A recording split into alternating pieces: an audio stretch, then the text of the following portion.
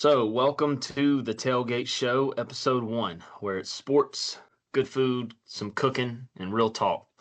I'm Drew Evett, joined here with my dad, Steve Evett, otherwise known as the Master Chief, also known as Chief. This show is exactly what it sounds like. It's the kind of conversations you have sitting at a tailgate before the game. So, talking sports, talking food, talking life, no filters, no scripts, just real conversations. Whether you're cooking, driving, just killing time, out there having fun, watching the Braves, we're glad you're here. So let's get into it.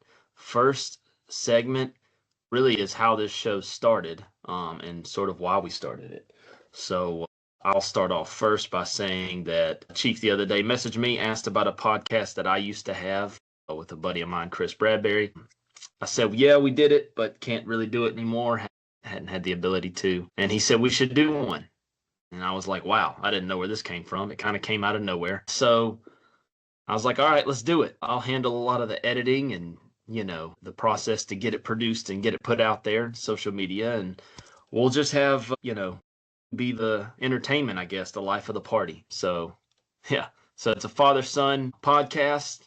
We needed a hobby together, and this is kind of that hobby. We have some other stuff that we do together, but really it's just talking on the phone, with me being stationed in Texas and, obviously him being back in South Carolina, his hometown. So if I'll hand it over to Chief so he can talk about really why he wanted to do this, I guess, and go from there. Yeah, well, it's something we could do together. There's just not a lot. You live way out there. We're here. Lives are busy. Still have your youngest brother living at home. Still have the middle one in college, and it's just hard to get out there. And it's hard for you to get back here. You have duties. I have duties. So we talk on the phone a lot. And I thought, why don't most of the stuff we talk about, why don't we just do a podcast? I listen to a lot of podcasts and I enjoy them. And so I figured, hey, this would be great. And you came up with all the graphics. You came up with all of the words. You're going to pretty much run this thing. I'm just going to talk some. I don't know. Can you get the picture up of the original? I sure can. The original graphic that you showed me, because I thought, now this is perfect. Well, yeah. It was everything that was in there. It is kind of hard to fit it all, I guess you could say, in there, but this is pretty much it right here. This will be kind of the real food, good talk, great company, game analysis, hot takes, and more food. I really like the father and son, different generations, same passions. We both pretty much pull for the same teams. We disagree on certain things, and that's okay. And I think most of the disagreements are generational. We had a discussion the other day about, Babe Ruth and what would happen if he played today. And I think more of the younger kids, a lot of them may even say, who's Babe Ruth? When I was a kid, everything that was great was the term was Ruthian. And, to my generation and most of the generations before us, Babe Ruth is the greatest baseball player of all time, the great Bambino. And then I understand some of the guys now that you have, but, and that's something we're going to debate at some point. So I thought, that right there, I think having two generations is really going to be awesome too, because you do have a little bit more of a connection to the recent. And I watch sports now.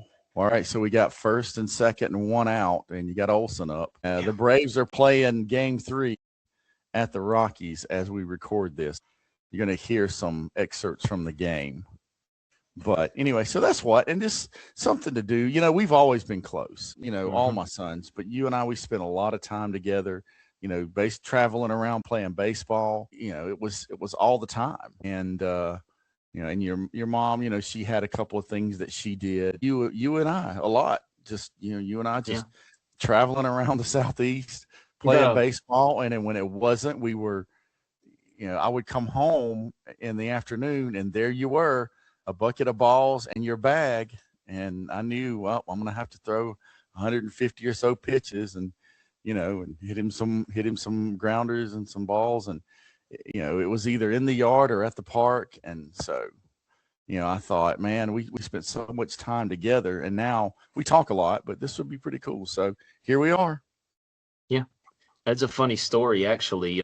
This is how much that me and you just generally are sports junkies. I remember that one time we were at one of Mom's competitions, and instead of sitting in the auditorium and watching dance, we went across the street to a high school baseball game and just watched Yeah. that. Yeah. It was a high school baseball scrimmage in the Yeah. fall. And we went over and it was awesome. Good So time. Yeah, we were like, all right, we can watch dance or we can go watch baseball. We chose that's right. baseball.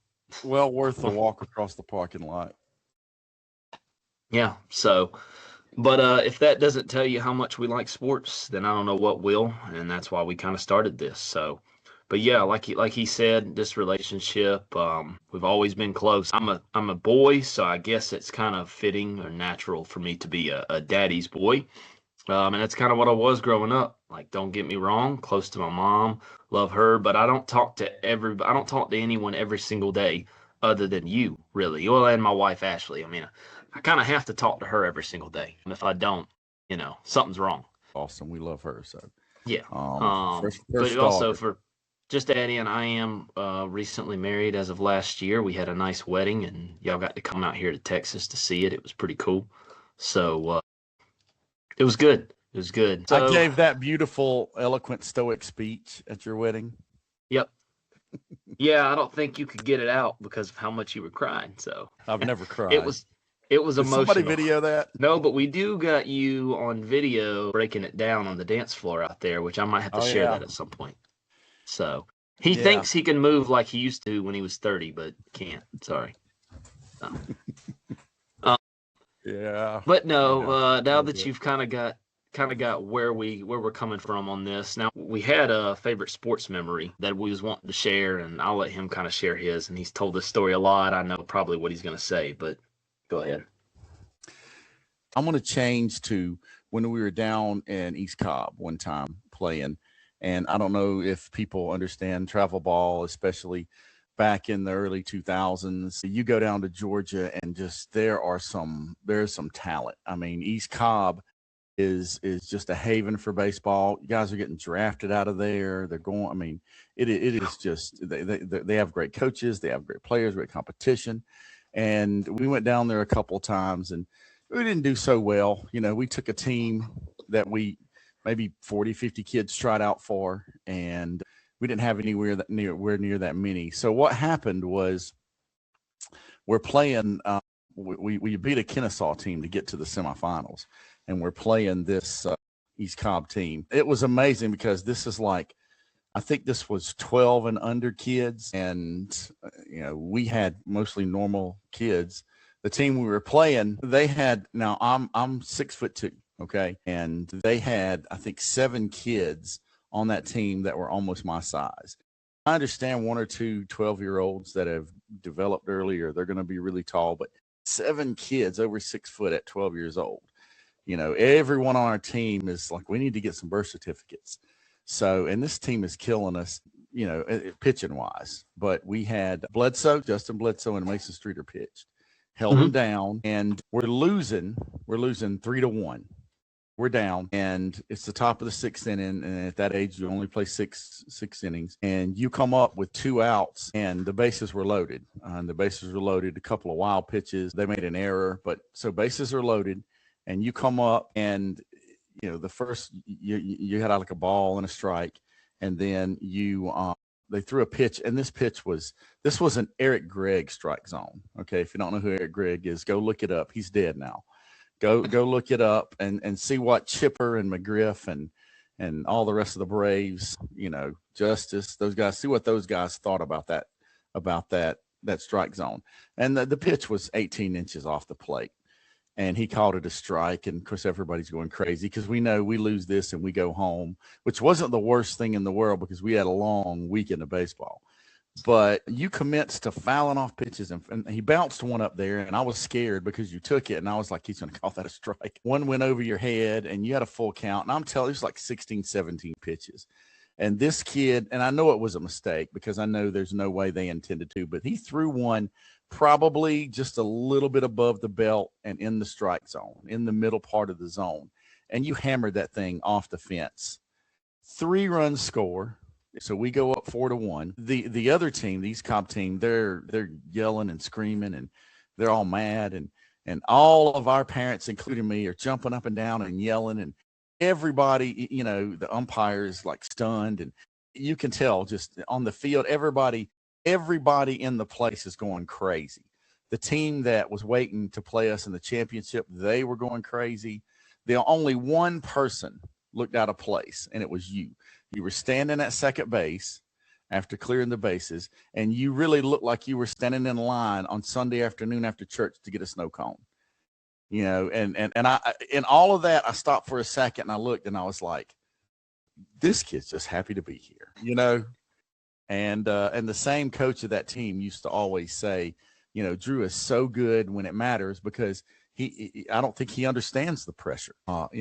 He told me one time, he said, he's so good under pressure. And I told him, I said, it's because he just doesn't, it doesn't bother him. He doesn't understand, in his life, no matter what happens, good or bad, the same thing's going to happen when he goes home, and he was like, so he doesn't understand. I was like, I don't think he does. So we ended up winning the game. We lost in the championship, but we ended up winning the game.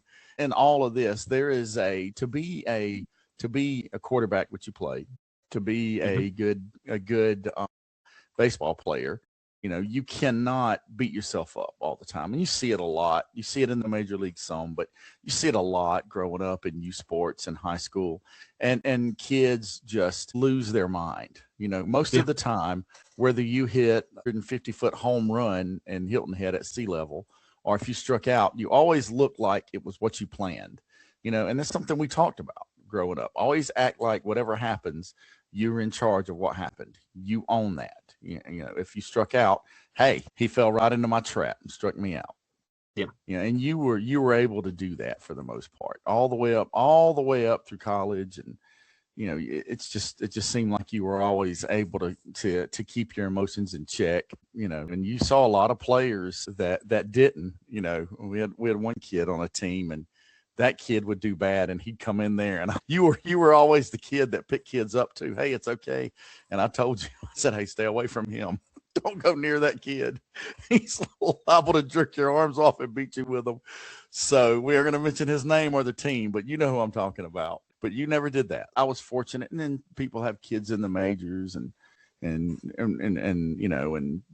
whatever. But growing up, I could tell most of the other parents, they were, hey, Drew's awesome. Drew does great. Drew can cut the light off and be under the covers before it gets dark and all that kind of stuff. So it was pretty cool. And you managed to stay level and humble for the most part. So I was really proud of that. I barely remember some of this. I very, very, just vaguely remember, I think, a lot of this stuff. But no, I mean, I think I remember that moment kind of, and I remember you telling that story. But yeah, man, East Cobb was always fun for me because I think the one thing that I did as an athlete was whenever we played bad competition, it was whatever. Whenever we played good competition, that was when I played my best. When we played the better teams, I played my best. When we played, the higher end, that's just when I can't. And like he said, like I was at second base, just like standing there like, I just doubled and drove in 3 runs. Everybody else is going crazy. And I'm just like, this is a normal Sunday for me. I didn't get as fiery about sports and stuff until I got more later into high school. And then, the showboating kind of came along. But younger years, no, I didn't. I think I'm going to give my favorite sports memory real quick. Well, this isn't my favorite, but it's just one that I just thought of. And I've been thinking about. But we were playing for the Green Sox with Goat and Donnie and, Todd and everything. And we're playing, and I'm on first base, and we're down by a run, and Blake O'Malley comes up to the plate, and Donnie Lockaby, if any of y'all ever know him, he's one of the most just hilarious old rednecks you could ever meet. And he's coaching first base, right? And the way they have the dugout set up is the opposing team's dugout is on the first base side. We were on the third base side. So Donnie is over there right in front of all their coaches, okay? And I'm at first. I get my lead. Blake O'Malley's up there. Great. Okay, now hold on before you go. All right. So that other team was a trash-talking team, and the coach led it. I mean, this was no class whatsoever. no Yeah. class whatsoever. If any of them ever listen to this and hey, cool, I'll give you my number. We can talk about it. But no class, Yeah. absolutely just terrible. Saying things they shouldn't say to other kids. Coaches saying things. A couple of our parents wanting to go into that dugout, and they were just miserable. And they had a 1-run lead at the time. So yeah, Yep. go ahead. Yep. So I'm on first. Blake O'Malley's up, and Blake O'Malley played travel ball with me. He played high school baseball with me at Berea. Great hitter, all around great hitter. Had a Great lot of pitcher. talents, and he comes up, and I think it's like a 2-1 count or something. 1-1, 2-1. He's ahead. They throw a fastball on the outside corner, a little away, and Blake hits it, and it starts to go in the gap. Now, before the ball even gets past the pitcher, right? Just as soon as Blake O'Malley makes contact, I take off the second. Donnie turns to their coaches, and before he thinks about it, he turns to their coach and says, "This damn ball game's tied, boys," because he knew that I was scoring from first on a ball hitting the gap. And lo and behold, Blake hits it in the right center gap. I scored standing up at home, no close play, no nothing. And I think Donnie after the game was like, "Boy, I was hoping that ball got down and he got there because I'd have looked like an idiot." I think that's the game where Crumley caught the fly ball in left and hosed the kid trying to tag to tie the game, and we won by 1. Mm-hmm. Yeah, that was a great game. Yeah, man, and I think that was the game where y'all told Donnie, if you ever need some help over there, he feels like he's being overrun, just give the whoop whoop, the call, and y'all will be over there to help him. I think Jeff told him that, Jeff O'Malley.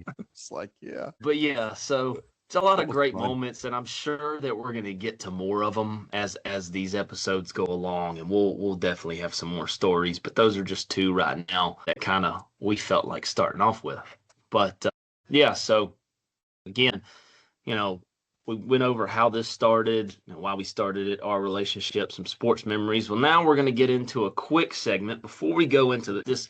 This podcast is mainly about sports, but there is some good food in it, and this is going to be kind of our food cooking segment where we can go over some, maybe some cooking tips, favorite things we like to cook, what have we been eating this weekend. But I'm gonna go ahead and let Chief start it off here with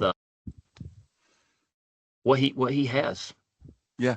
Well, you sent me a picture Friday night because everyone knows your wife is she has a pretty important job, and she was at work, and you sent me a picture and you made yourself a steak, and I think you pan-seared it. No need to whip out the griddle or the grill or anything. If just to cook one person's steak, a steak doesn't have to come off the grill. You can do it other ways, and you pan-seared it. It looked really good. And so I asked you the question. I said, "Hey, all right, so how long did you let that steak sit out at room temperature before you grilled it?" I said about 25 minutes. That's right. I think 30 to 45 minutes. I think that's right. Maybe a little longer. You want that steak to get pretty close to room temperature. That way it accepts that sear really well. So there's the first. And, of course, it should be about a steak, a tailgate, sports talk show. I think, meat and potatoes. I think it should be about a steak. And so our first tip is let that steak get to room temperature before you cook it, no matter how you're going to cook it. Even if you're going to do, they do the reverse sear now where they are putting them in like a low and slow smoker, and then they're getting a hard sear on it and stuff. I haven't tried that. I'm going to. But either way, that steak needs to be at room temperature before you start cooking it, especially if you're going to sear it. So, and there's 2 schools of thought. There's the Bobby Flay, and I love Bobby Flay. Bobby Flay is probably one of my biggest inspirations as on the griddle, in the kitchen, as a grill master. I always love Bobby Flay. I like a lot of the other guys. Gordon Ramsay is just, if you've ever seen, not just what he talks about, if you've ever seen him on MasterChef or any of his shows where he actually cooks, the dude, I mean, he's a maestro. But you take the steak, and the thought is you sear it, you give it a quarter turn to get the marks, you flip it over, you sear it, turn, boom, you take it off. You only turn it one time. And Bobby Flay preaches that and believes in that. And I've heard him say that many times. A lot of other people, Robert Irvine, for one, said you can turn the steak many times. So I am going to start experimenting because I'm not sure. I just know that I have great success only flipping it one time, but I'm always open to try new things. So, but the big thing with a steak, you gotta let it sit there. And then the second part is once you take it off, it has to 4 or 5 minutes. You don't have to let it sit for 15 or 20 minutes, but you have to let it sit for the juices to extract, especially if you hard sear it. Or if you get your grill or your griddle or anything up to like 650, 700 degrees and you sear it real hard on each side, you really need to let it sit so that juice can redistribute. Otherwise, if you cut it right away, it runs out and the meat isn't quite as tender. So you really need to do that if you're going to do something like fajitas and you're going to use flank or skirt steak. So that's the tip. One of my favorite things in the world to cook, and I think you know this, and many people have had it, is fajitas. I love to cook steak and chicken and shrimp fajitas, and I'll spend a little extra money and get the ribeyes and cook the ribeyes. But then skirt steak really does well, especially if you season it really well for whatever, any kind of fajita or specialty blend with like cumin and garlic and black pepper. Black pepper should be everything you grill, I think should have black pepper. And you sear that steak and you let it sit, you cut it against the grain, and it just makes some great fajitas. Was it Tex-Mex Grill? I think we ate there on the way in, and then we ate there the day before the wedding. It's Tex-Mex. It's Tex-Mex Grill's the name. That was, other than what I cooked, that was the best steak I've ever had on a fajita. It was just really seared well. They had a good medium. Medium rare is great, but I think medium for fajitas is probably more appropriate. I've cooked both for people, and your mom and I, we love Texas fajitas. Most of the time when we go to Mexican, that's what we get. Or, I'll get some shrimp quesadillas and she'll get some chicken enchiladas. But usually we get the Texas fajitas and split them. That is the best Texas fajitas that we've had, that wasn't made by Steve Evett. Right.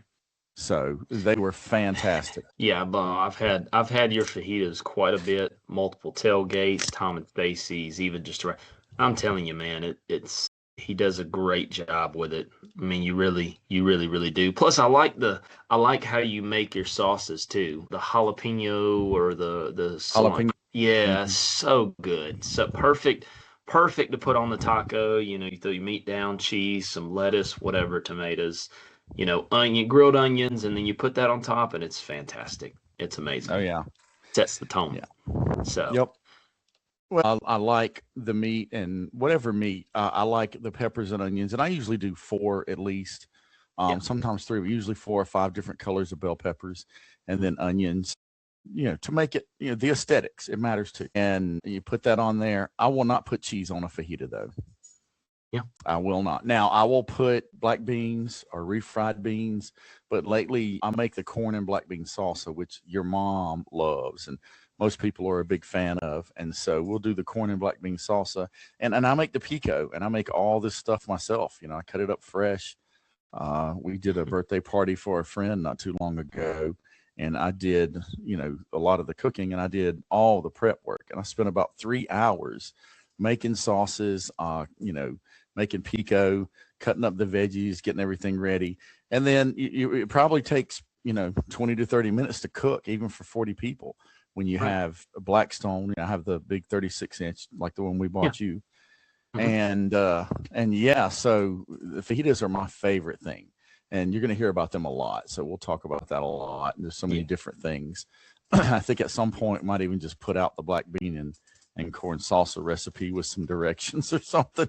Maybe we'll post that on the Twitter feed. Now that is really good because it's so easy to make, and it's just, oh man, they're great. And you're going to like a get together or a party, and it's like, hey, bring a dish, and you don't know what to bring. His black bean and corn salsa is a great thing to bring to add as like a, just an appetizer or something for a tailgate. Fantastic. Awesome. We need Goes to put out that great. recipe. Goes great on Mexican food, fajitas, even put on top of burritos. As like a pico. I always do pico too, but just to dip, with the chips, it's really great with the scoops because you can just get a big old bite in there. Tostitos scoops. There's a plug for Tostitos. First plug on the show. So first plug. That's right. But Here, while you we're here. can't go wrong with fajitas. The first thing is we have this. All right, old Steve Evett here, published author, Rise of the Mystics, great book. All right, anybody interested in reading fantasy, this is a great fantasy book. It took me 2 days to read this. I think it took Mom an hour. No kidding. Yeah, I don't know. She wasn't with it long, but she would not read it through the process. She would not until it was done. No. And I'm working on book 2, but they talked me into posing for that cover. Yeah, I know, right? I mean, it's almost like that's really supposed to be me, but whatever. I kind of look like that. Just a little bit, I'm starting to get that definition a little bit. I don't take steroids, so it's going to take a little bit longer to get there. But anyways, but then the second plug, third plug now is, another published author. Me, War for the Veil, book 1, The Demon Siege. Book 2, probably June, July. I've finished most of it. Just got to go back and do some editing. I'm going to spend the next month or 2 on that here when I have my free time. But yeah, so 2 books. If you're a fantasy lover or you like, the hero story, magic, whatever, man, go read both of those books. They're fantastic. If anybody wants a signed copy, give me your address and I'll send you one of my extra ones to you. So ship it. You just got to pay for the shipping. So we're going to move on to some of our sports segments, which is the main dish of the show. That's kind of like your little appetizer, what we just did. But now we're going to get into, the first thing is MLB because that's what's going on right now. That's what's in the background for me right now is the Braves game. That's what's in the background for him is the Braves game. And in case y'all didn't know, we are Atlanta Braves fans. So if we're going to go through our sports teams, Braves, baseball, Major League. We're Raiders fans, NFL. And then if anybody can't see, you can kind of see up there behind me on the wall, my Raiders stuff. And then South Carolina Gamecock fans, unfortunately, in some cases, at least lately. But, it is what it is. And then Dallas Stars, although we're not going to talk too much about here because Chief isn't as into it. I got into it due to my wife. She kind of roped me into it. And look, when you're a sports fanatic and you marry a woman that also has a sport that you're not really familiar with, you kind of gotta give a little bit and adopt it as well. So, and that's what I did. But anyways, we're not ashamed of who we pull for. Everything in terms of MLB and NFL and maybe some college sports, but we will put some focus on our teams like the Braves and the Raiders and the Gamecocks when we do have a chance. But we will try to generally cover pretty much everything that's going on. College sports. Yes. Definitely. So, first off, MLB, just how the season started. I mean, we're about 1 month, a little over a month of the season. And right now we got some standings. So you got the Braves, our team, obviously best record in baseball, 24-10. Hopefully looking to get 24-10 here or 25-10. They got the tie and run at third with no outs in the fourth. Strider is not sharp, but he's battling. It's okay. He's, it's what it is. We'll score some more runs. First start back.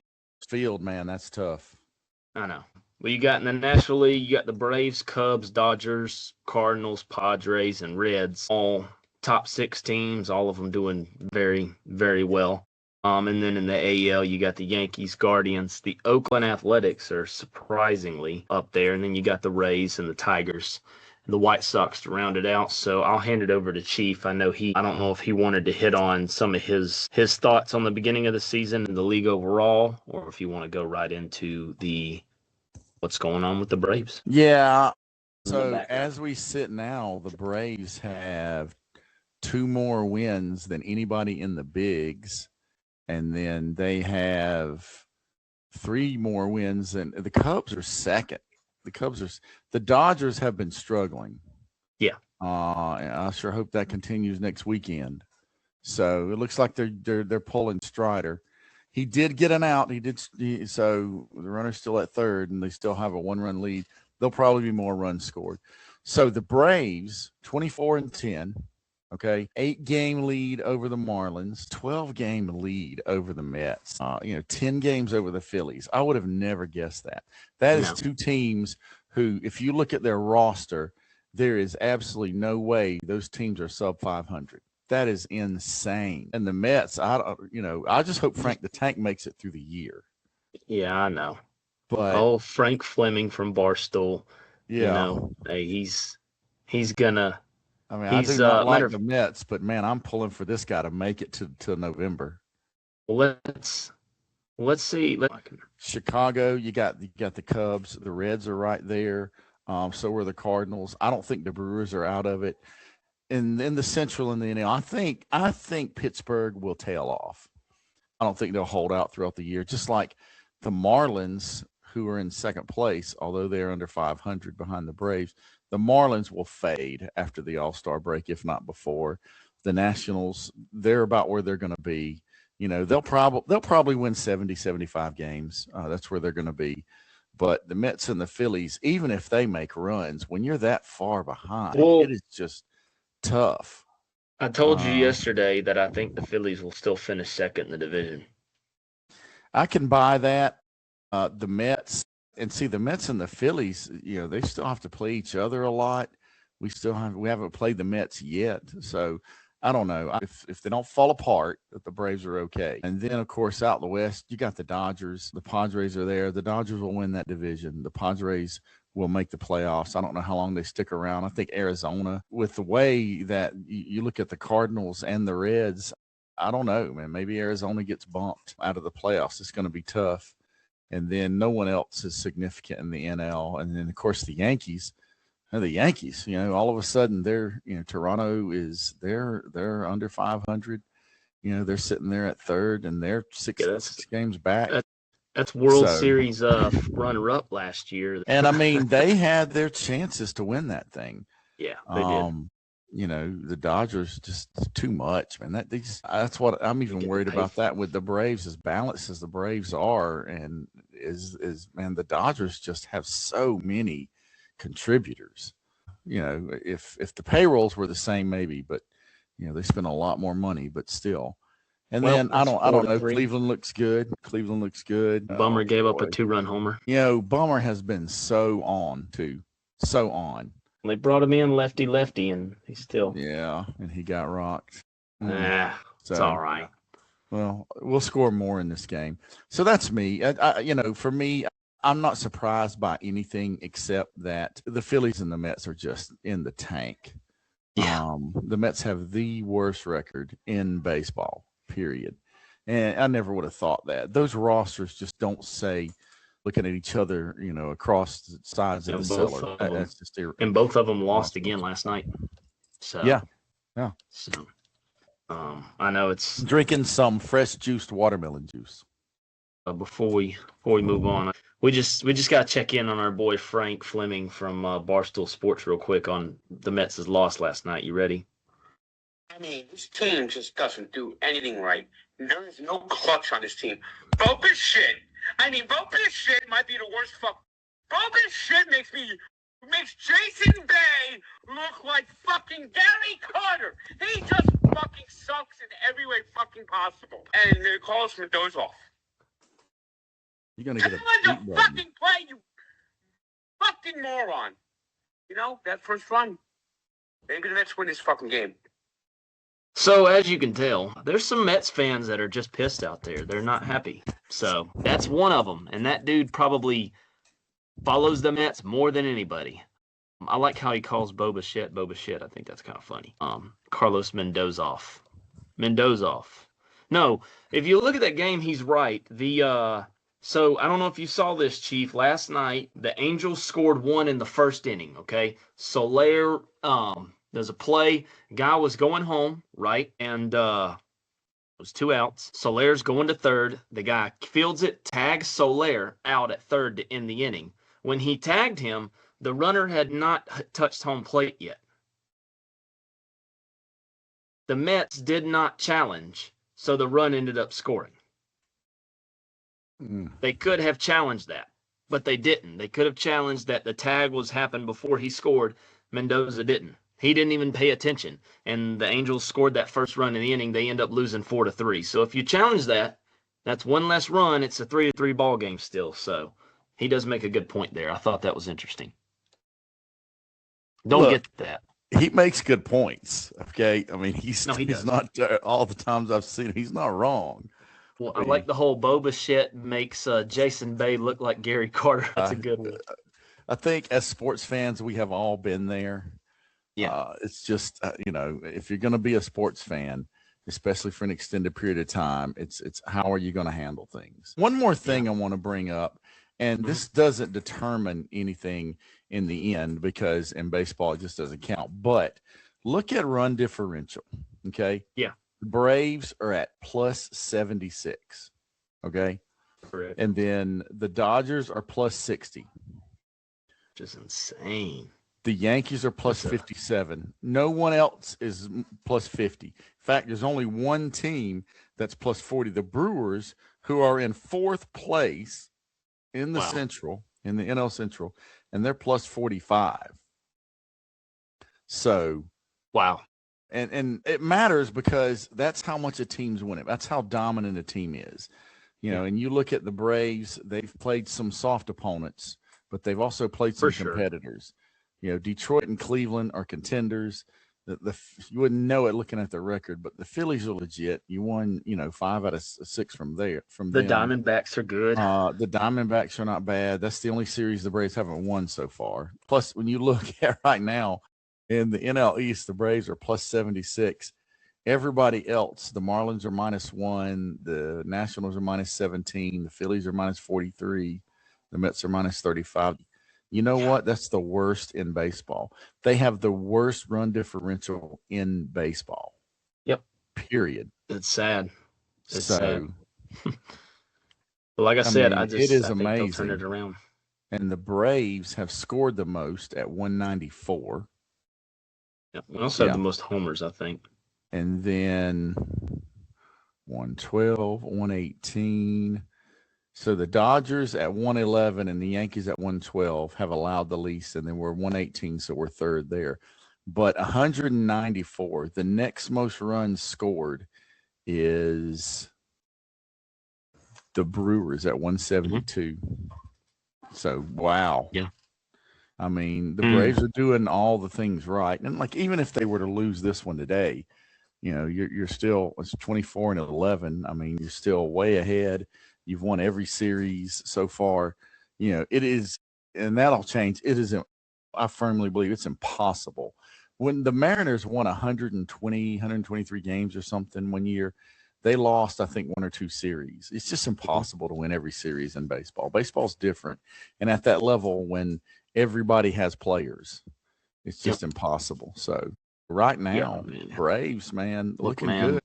I mean, Braves are leading in hits, runs, RBIs, average on base, or average slugging and OPS. I mean, just wow. I mean, that's insane when you look at it. Yeah. And as far as team stats go, it's just wow. Second in ERA behind the Yankees. I think it's safe to say right now it's the Yankees, Dodgers, and Braves. Home runs, the Braves are second, 5 back of the Yankees. RBIs, 189 to 173. And wow, the Yankees with all those home runs, they're not in the top 5 in RBI. I mean, the Pirates are second. Saves, 12. That's an opportunity thing. Hits, yeah. But the Braves are on the leaderboard in every single category except one. You know what that is? Stolen bases. Yeah. And part of that is because Acuna hasn't really been on, and he's the guy that does it for us. So I'm going to tell you exactly what's worked for the Braves is this is a very balanced team. You're getting I don't understand how Alex Anthopoulos has been able to just put together a team like this with a payroll a lot less than teams like the Dodgers and the Phillies and the Mets. But he's getting value. He's getting value at a cheaper price than everybody else. Like the Braves last year, we had Nick Allen as a shortstop, right? Nick Allen can't hit for crap. Defense is okay. And you know what he does? He trades Nick Allen to the Astros for Dubon. Probably the greatest trade out there because Nick Allen is batting like 120 this year with no home runs, no RBIs, right? He's not getting on base very much. He's not so again, and Dubon's having just an insane year. I know he's doing everything. So that trade alone right there has set the Braves up. Michael Harris has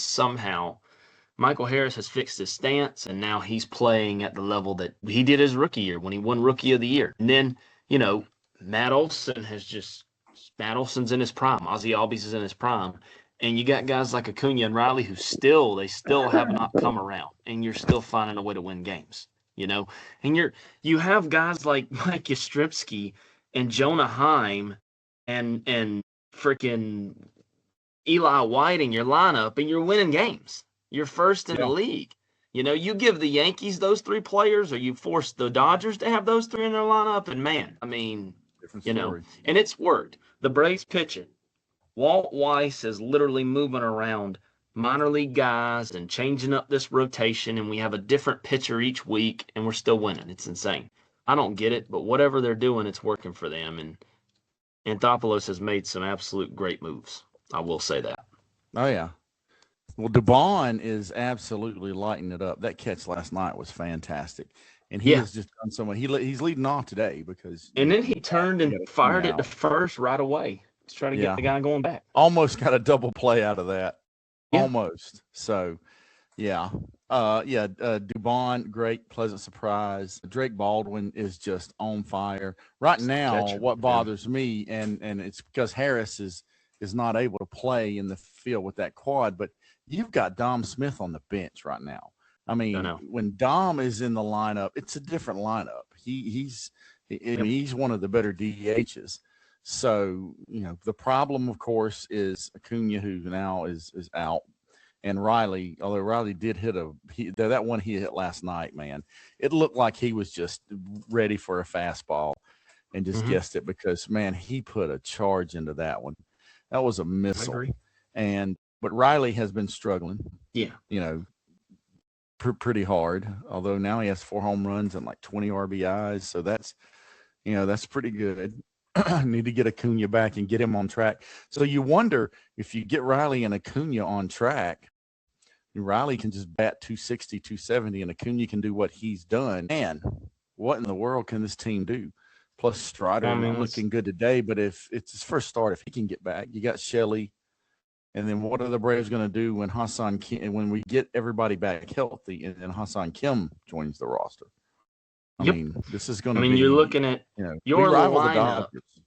Your lineup right now should be Baldwin behind the plate, Olson at first, Ozzie at second, Kim at short, Riley at third, Acuna in right, Harris in center, and Dubon in left. Yeah. Absolutely. And then Dom Smith DH. And then you Dom Smith, you DH. Or him and Murphy. Him and Murphy can. Yeah. Or then maybe when Murphy starts to give Baldwin a break, you let Baldwin DH. Yeah. And then you still got, you still got some hitters on the bench. Farmer's a pretty good pinch hitter. You got Mateo, who homered already today, who plays great shortstop, and and he's actually a legitimate weapon offensively. I mean, the Braves really have a lot of depth because they are, if you consider, Schellenbach still out and you consider Kim still out. Now you've got Harris at 50% because he's not doing what you expect in the field. Mm-hmm. Now you got Acuna out.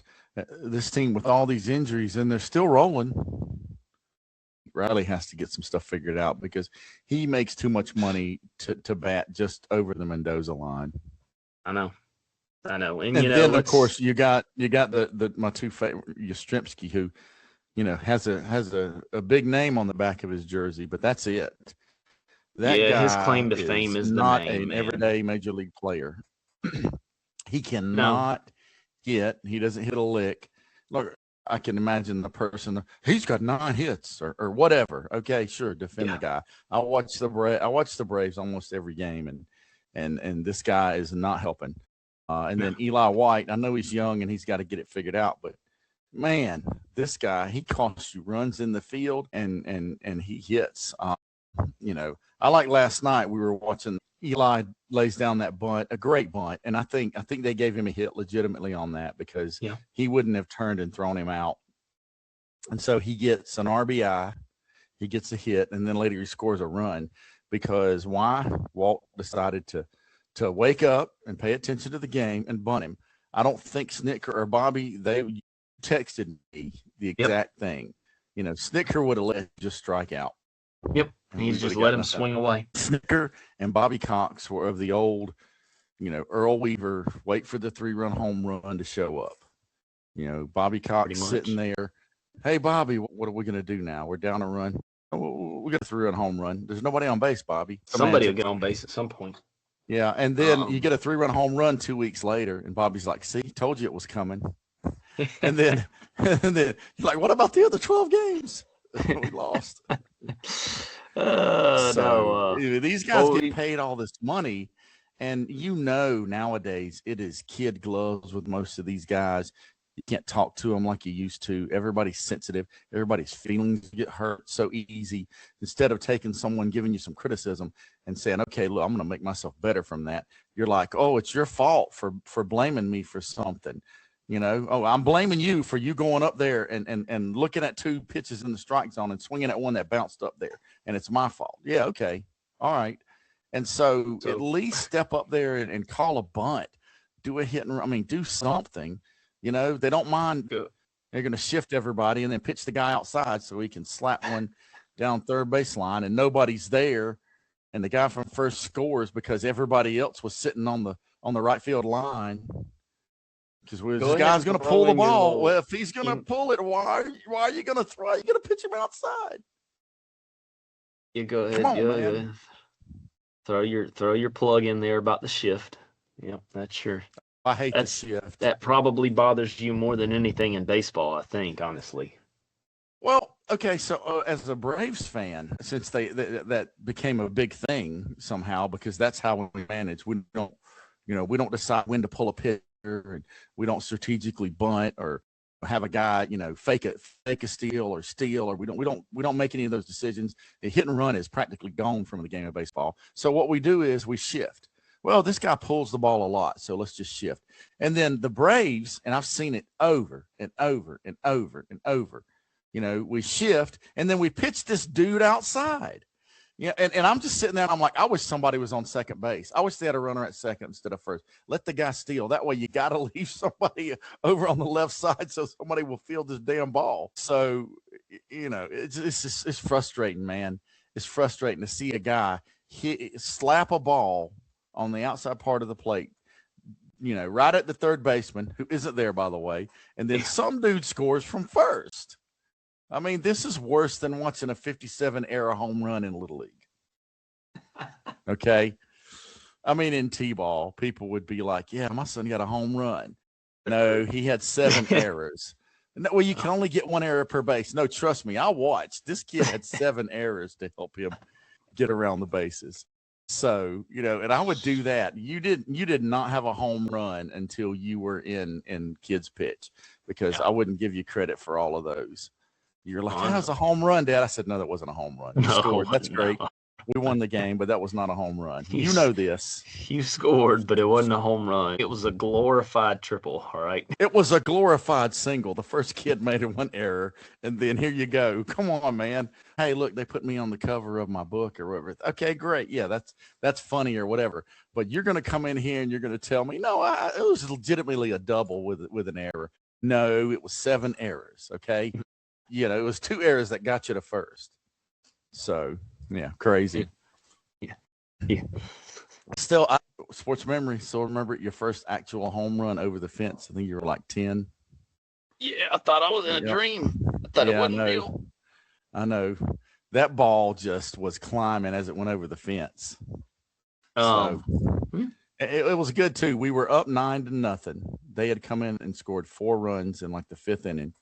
And so they had some momentum, and I was like, oh, you never know. You never know in baseball. And you hit that home run, and then all of a sudden it was, because you didn't see many home runs at that age. And just the other team was just deflated. And we were celebrating. So this is the first kid on our team to hit a home run too. and that was it, man. We just, so that was big. So I'll give you credit for that one. Okay, you hit that one over the fence. Okay, cool. What's funny is 10 years or 9, whatever, however old you were. For our little 4-seater golf cart, we got Yaz, White, Heim, and Holmes right now. Yeah. Oh, yeah. Yeah. And we'll let Eli White drive because he's from the upstate of South Carolina. Okay. So he can drive because if you let Holmes drive it, they will never get out of the park. And then I have White with the dash driver. So I could say we'd let Snicker drive him out, but he'd fall asleep and crash the thing too. And none of them will be injured. So what we're talking about here, we talked about this before, is this is the golf cart that when the Braves are all healthy and everything is going right, this is the golf cart that takes out everybody else to their single A or 1/4 A minor league assignments. So you're going to tell me that you can sit there in good conscience and you're going to have Eli White and Mike in the ball game when either Dubon or Mateo is sitting on the bench. Now that is criminal, okay? And Walt has figured it out. Looks like Walt Weiss figured it out, but just for the couple games where he did that, you could be a lawsuit. A Braves fan, I think, could sue, for emotional damages, and we could win. No doubt. It's funny. So Riley just bases loaded, 1 out. Riley tapped the ball to third base side. Ended up third baseman couldn't field it cleanly. All the runners were safe. Let's talk about this. Riley's production decline versus his salary. So I'm gonna go and give you some of the stats, and then you already know my theory, but I actually have the numbers to go behind this. So in 2021, he batted .303 on the season. This is the year we won the World Series. And then he gets this long contract. So 2022, the first year under his contract, he batted .273. In 2023, he batted .281. And then in 2024, his hitting instructor passes away. He bats .256. Then he bats .260. Now he's at .205. So a significant, like a steady, trackable decline from 2021 to now. And he's still trying to find a way to get it going. So, and let's look at his salary. You're paying him $22 million a year till 2032. So you have another 6 years that you're going to pay him. And $22 million. His production and batting average, his on-base percentage. I mean, even the home runs have went down. I mean, he went from hitting 33, 38, and 37 to 19 and 16 the last 2 years. Now, he only played in a lot less games, right? Because he was hurt some, but still, just. And Heim just sacrificed Olsen in, so it's 6-4 Braves. Good. Now the bullpen can hopefully finish this off. But yeah, I mean, you see a steady decline, and that he bats .303, and then we give him that 10-year freaking, just massive deal. I don't know if I necessarily agree with it, but I guess at the time, hindsight's 2020. Give him the contract. He looks like he's our superstar, and then it's too many years. You get this. It's too many years to give up, But let's look at this if we could find it. What were Riley's stats in that World Series? Because I don't remember him doing much in there. But solid third base. Yeah. You need somebody good at that hot corner. He plays a great third base. He does hit home runs. He's been a little slow this year, but maybe coming around. He'll take a walk here or there, but a .205 average for $22 million a year, that's just unacceptable. I don't care whatever else you do. If he can get it figured out and climb back up, because honestly, if he's going to bat .270 to .290 and he's going to hit 30 to 40 home runs, and 90 plus RBIs and play a solid third base, and obviously he's a good guy in the clubhouse. Nobody has a problem with him. I'm okay with that. That's the way the game is nowadays.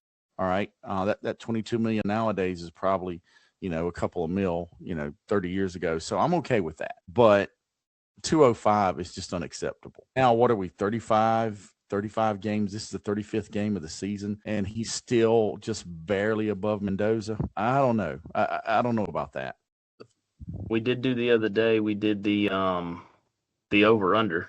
Yeah, I'm saying that he ends the season at 258. That would still be. I said Would that be his 240. lowest average for a season for his No, career? 250. No, 239 in 2020 or 226 in 2019 was his lowest. But again, he played 80 games and wasn't a full-time starter. Yeah. He was just getting it figured out. I Plus, have to. You have to go go from when he was a full-time starter. Yeah, Which was Mhm. 2021. That was Yep. when he played. And you have to do that for good or bad.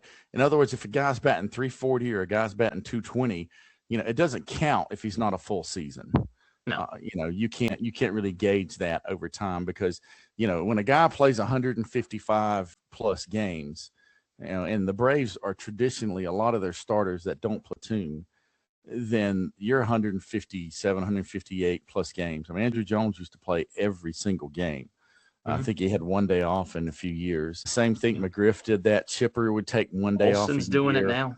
Olson's doing Olson's it. not. Olson ain't missed a game in 3 years, 4 years. You have to see a full season. But right now, I mean, and it's not a full season, but what he had, 226 and 250 in back-to-back years. Is that where we are? No, 256. No, 256 and 260, 2024, 2025. Okay. All right. So that's not terrible. I mean, there's a lot of guys that have batted, 250 to 270 for. It's when you compare it to 280 and 300. You're making the point. You're making the point that he is still off kilter because of the hitting coach. Yes. Because of his personal hitting coach. I get that. I mean, I get that affects you and that he's struggling, but he has to get beyond that at some point. It's $22 million a year. You're a major leaguer. You're a major leaguer. You're playing this game at the highest level. This is a team that won the World Series, won a lot of divisions, had a couple of bumpy years, but should be back. I'm sorry. You just have to, at some point, something has to happen, and he's got to figure it out. He needs to listen. C3. He needs to find someone to help him, and he's just got to listen to him. There's someone out there the Braves have that can help him. That's why you have coaches, even at that level, because you still learn and you can't see everything. And so he's got to. Otherwise, he keeps doing this, and all we can do is hope he has like a good May and June in the next couple of years, and we can trade him. Yeah, because you can't pay 22 mil, and this guy bats under 240 for more than a year or so. That's just. And even if he were to bat 230 this year and then come back next year, it would be fine. But as soon as he puts in a number that's below, what he's been, and it will be hard. I say 258. It's going to be hard to get to 258. Yes. I mean, so right now it is 35. So that's one. So it's 2, 8. So we are through 20% of the season. Yeah, almost 20% of the season. That's tough. That's really tough. So if he ends up and he bats 220 for a full season as an everyday starter, bless you, something has got to happen. Hey, they have this little thing. It's called the mute button that you hit so you don't sneeze in the listener's ear. I hate that. Every time I listen to the radio or something and someone sneezes, I've coughed like 4 times because some of that watermelon juice went down the wrong way. And I hit the mute button though. So get yourself in gear, or I'll ground you. Yeah. We'll ground you. Whatever. But yeah. I was gonna do the Freddie and Matt Olson comparison, but honestly, man, it's just. I mean, obviously we replaced Freddie. We replaced Freddie with Olson, but we're gonna. If you have anything else, let's table that and talk about that later, because I do want to get to the draft. Yeah. But that was my next thing because it was huge. That was my next thing was the NFL draft, and then just kind of our overall thoughts started out. So I'll just kind of hand it over to you. I mean, everybody knows we're Raiders fans, but I know you saw some other stuff in there. We're going to talk about other teams and stuff, and especially when the season's going on. But so first of all, for me, I have 2 things. I have best value and worst value. So for me, the best value in the draft, okay, and that's easy. That's Dallas getting Caleb Downs with what the pick. I mean, how is this guy? This guy is the best athlete in the draft. Okay. You got edge rushers and whatever, but this guy could play. He could play middle linebacker and hold it down. He could play outside. Yeah. He could play safety. This guy would play corner and be fine. I bet you could put him in at tight end or fullback or something. Dude is an athlete. Okay. And he goes all the way. I understand need, but there were some teams that drafted in there that didn't need a lot, and they should have took the best available player. So Dallas adds another Micah Parsons to their lineup. I just think Caleb Downs at 11 is the premier value out of everything, out of all the picks. Ohio State, great player. I just think best value in the draft without a doubt. Worst value at 13, Ty Simpson. Okay.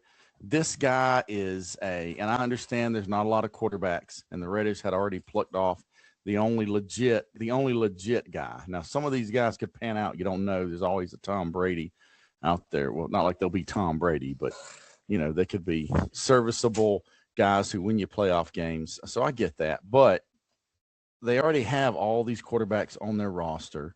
They probably agitated, Matt Stafford a little bit, I would think, and they take this guy at 13. And look at the people who were out there. I mean, holy moly, man. Reuben Bain Jr. is still out there. How do you get a quarterback when Matt Stafford has at least 2 more years? Who else? Look up their roster. Who else? I looked the other day. They have got, not only they got 4 quarterbacks, and they got a guy that has only played 12, 13, 14, college games. The Rams are a team that's 1 game away from the Super Bowl last year, right? Their quarterback room consists of Matthew Stafford, friggin' Jimmy Garoppolo, and Stetson Bennett. Okay, so you already have 3 quarterbacks that have played. Bennett is twice the football player Ty Simpson will ever be. Right, but let's think about this. You have receivers like Puka Nacua, and they're already deadly on offense. But what I'm looking at when I look at them taking Ty Simpson, I'm sitting here like, okay, you have Mekhi Lemon and KC Concepcion, 2 baller standout wide receivers that you literally could have paired with Matthew Stafford next year and Puka, and you just said, no, we're going to go quarterback. We're going to add 4 quarterbacks to our roster instead of just adding to the offense that's already deadly. I just don't get it. Like it's not even Reuben Bain. It's just, you had receivers that should have went in the top 15 that went a little bit later that you could have taken, and you decided to go with a quarterback. It's a waste. It's a freaking waste. Yeah, it's the worst, terrible decision. So if you think about this, okay, so they've got Matt Stafford, likely Hall of Famer, won a Super Bowl, has been absolutely just a consummate pro. Got a big arm. You got Jimmy Garoppolo. I guess he makes the pictures look better because the dude is not worth a flip. All right. Anything to do with sports, except that he ruined one of my seasons when he was the Raiders quarterback, snorting pick sixes like Todd Marinovich in the alley, huffing, jumping on the crack pipe.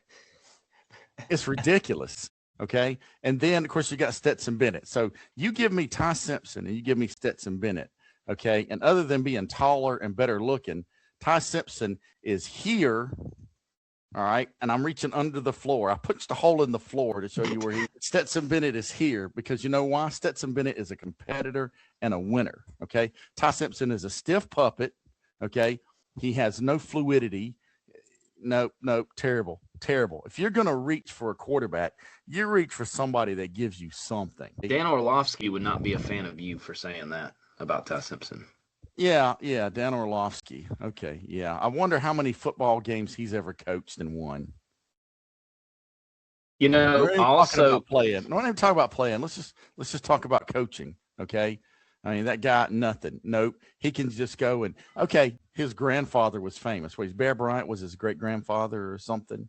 No, is that right? I remember. What is he always ridiculed for? He's ridiculed for that time he took the snap in the end zone and ran out of the back of the end zone, rolling out instead of throwing the ball. Oh, He yeah. rolled out. He Yeah. ran out of the back of the end Yeah, zone yeah, that's because right. he didn't That's know right. where he was. I was watching that game. I was watching that game with Tom. Man, you talk about inconsolable at that Yeah. point. You know, if you know the old man, it is not fun watching that happen. Alabama does not. Oh man, it's tough for him. So yeah, Ty Simpson was terrible. You know, fortunately, like you said, the Rams have a good defense. They've got a lot of people, but they sure missed pairing up someone to help out Puka. Yeah, they could have Big done time. it, but they didn't. Worst. So your best value is Cowboys Is at Caleb. 11. Worst value is Rams at 13. Rams at with 13 Simpson. with Ty. Yep. Let's go to the worst team draft. And I like this because, you know, it's always nice to talk bad about this team. But the Broncos, you know, their first pick is the number 66th overall pick. Third round, 66, because they trade the 30th pick because they're so great and they've got everything under control and everything. You know, they're so awesome. They went to the AFC Championship. They almost made it to the Super Bowl, but their quarterback got hurt and blah blah blah or whatever. Let's just take a look at who they drafted. Okay, with the 66th pick, Tyler Onyedim from Texas A&M. Now I know this guy. Okay, because I watched us light this team up for 31 points in the first half. Okay, and then in the second half, Shane Beamer, as he so often does, forgets what his job is. So it's not to get first downs. Oh, hand it off up the middle 3 times. You know, I mean, Mike Shula should have been fired in the middle of the third quarter of that game. And then you just close your eyes and you call out a number, and whatever seat that is, that guy comes down and he coordinates the game. So he's not a bad guy. You know, I don't know if that's a good pick or whatever. Jonah Coleman from Washington, running back.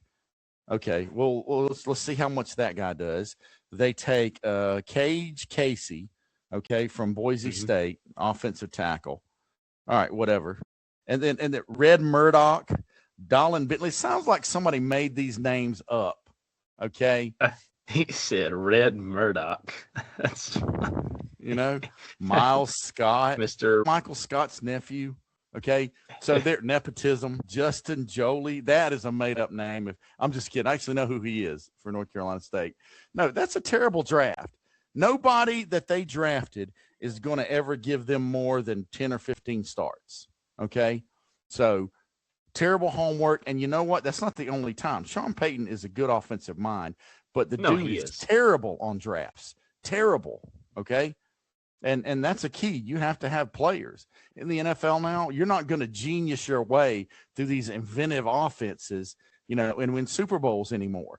Look, the Raiders got Kubiak. Clint Kubiak is a very, very, very good offensive coordinator and a competent coach. Okay. So what does he do? Okay. He doesn't sit back and rest. He says, okay, look, not only do we got Mendoza, they knew that was a lock. Okay. And then that was a great pick. But I can't give it the best value because it's the first pick. You know, it was obvious. You can't give someone, you don't give someone credit for opening up their door and walking to their car without falling down. Okay. Yeah, and if we didn't pick him, then we would have opened the door. It would have fell off the hinges. Okay. But they made the right choice. You know, credit there. They did the right thing. But, you know, that's not as good as getting Caleb Downs at 11. That's almost as good as when Bowers was his top 5 pick. Brock Bowers was a top 5 pick. We got him at 13. It was a miracle. And then, you know, so now we have the best tight end in the game, you know, and they're going to have one of the most versatile defensive players in the game at 11 because everybody else was, I don't know what they were doing. And then the Broncos decide, hey, we don't need to pick until the 66th round. You're in the AFC West, man. Okay. You guys won that division by default.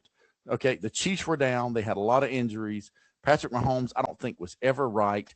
They've got to figure out what to do with Kelsey because he's so old. I mean, dude is past the level of taking the punishment a tight end takes over and over and over. You know, their defense is still good, but they have offensive line issues. That will get fixed. Andy Reid's not going to sit around and let that happen. You got Justin Herbert, who I mean, I watched a few years ago the Raiders playing end of the season, and this was to get into the playoffs. You know, and we beat the Chargers in overtime, but there was a stretch in that game where They had third and fourth down like 8 times, and he converts. Harbaugh knows how to coach. The AFC West is going to move forward, and their solution is, well, let's just trade away our first pick, and let's don't pick until the third round, and let's take Red Murdoch, Cage Casey, and Michael Scott's nephew. Come on, man. That is insane. I hope the Broncos find their way to 3-14. So big losers. At least they lost at the draft was Denver. Whatever happens this year, they lost on draft day. I will agree with Denver being a big loser in the draft, but I'm going to give you. I have 2 best value and 2 worst value picks. Okay, because one of my worst value is agreeing with you. I agree Ty Simpson is one of them, but we can't always be the same. I got to give you something else. But I'm going to give you 2 of my best value picks. Okay. One of them is the Bengals in the second round at pick 41, Cassius Howell. I think this was probably the second or third best edge in the draft based on what I saw on tape and what I see statistically, plus the offenses he played against. I think that is high value. I think if Howell would have been drafted by somebody in the first round, I'd have been like, okay, that makes sense. That's my first one. I really, really like him. I think he's one of the fastest, most versatile edges in this draft. Even up there with freaking David Bailey and Arvell Reese. That's just what I believe. Texas A&M's defense wasn't deep, but Cassius Howell kept them in games, kept that defense grounded. He forced a lot of pressure, which masked a lot of their secondary issues, which they did have, which South Carolina couldn't block exposed. them in the second half, so because we didn't block a lot of people this past year. So that's my first best value. My second best value is Jermod McCoy. Round 4, pick 1 for the Raiders. Look, I'm going to give you the analysis that the NFL gave him. All right, and this is from Lance Zierlein, and I agree with a lot of it. But McCoy is a toolsy outside corner with cornerback 1 flashes, but an ACL tear robbed him of a much-needed third season. Hips and feet are smooth, allowing for quality lateral transitions. He's athletic in his recoveries, but average acceleration leaves him chasing too often on go routes. That's something that can easily be fixed, and I didn't really see much of that. Well, that's not a huge issue in the NFL either. More focused physical press disruption should make the rep easier to control. He's opportunistic with strong ball skills at the catch point. His route squeeze and zone awareness should improve with more reps. McCoy's a round 1 corner. He slid because of injury, and the Raiders sat there and they were like, well, look, we have secondary issues. We took 2 safeties. Let's go ahead and let's just get him. Let's just take a chance, right? He's probably healthy by now. If he gets back to where he was, we knew that this was a first-round guy. We know he's a potential starter day 1. Let's get him. I think that's a high-value pick. And you know what? I'm not even trying to be biased here, okay? Where do we pick him? Man. Round. Yeah, I know that. But the Raiders went late round draft. They went late round, man. Here's another high-value pick, and this is why I'm telling you, look. My winner in the draft is the Raiders. Yes, 100%. If you look at every outlet, it is. But I'm going to tell you what, this is where John Spytek really, really cooked, is not only did he go get a first-round corner in the 4th round, but he also took a running back with the 22nd pick in the 4th round, 122 overall. He took Mike Washington Jr. Now, if you go to prospects and you look at running backs, the top-rated running backs, this is what you get. Look who's third. Mike Washington Jr. is the 3rd-ranked running back, and he was on all the boards. He's behind Jadarian Prince and Jeremiah Love, both from Notre Dame. Yeah. Mike Washington in the 4th round, that is an insane get for someone to be behind Genty. I mean, that is an insane 1-2 punch. And he catches the ball, too. And he does. He catches the ball in the backfield. And, Kubiak uses that really well. Yes. Now I'm going to give you my low-value pick, my other one other than Ty Simpson, and that's Jadarian Prince with the last pick of the 1st round to the Seahawks. I think this dude should have been picked in the 2nd or 3rd round at best. Look, good running back, but Jeremiah Love earned that first round pick. He earned that top pick.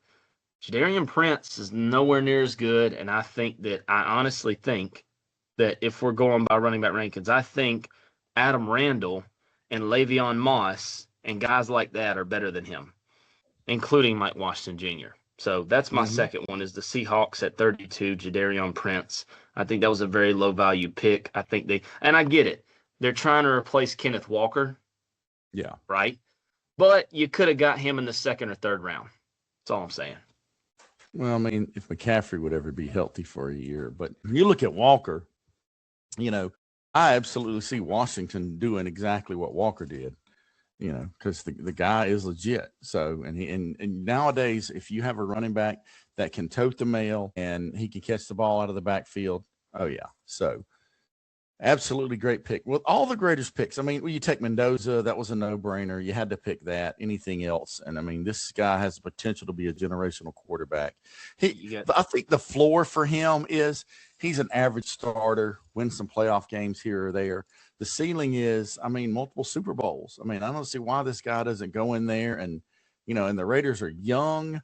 So when he comes around in, 3 or 4 years and really gets to settle into his prime, and he's got great coaching, a great coordinator, a great developer of quarterbacks. I mean, look, Sam Darnold won the Super Bowl. That team scored the second most points in the NFL last year with Sam Darnold at quarterback. And I'm not saying Darnold's terrible or whatever, but Sam Darnold is not Tom Brady. He's not Peyton Manning. Okay, he's not even Matthew Stafford. All right, but he beat all those guys. Or he beat Stafford. So then, Traden Stukes, that's a great pick, man. Yeah. Okay, that guy, and we took two Arizona guys. We took Johnson too. Those guys were the strength of a team that's Arizona's a legit team last year. He's probably going to play guard. Okay. Yes, he was a center, but he's going to play guard, especially with Linderbaum. And you think about that. So the Raiders really needed 2 to 3 linemen because you need 2, and then you have to have depth. They got Linderbaum. Okay, so you basically go and you got yourself an All-Pro center now.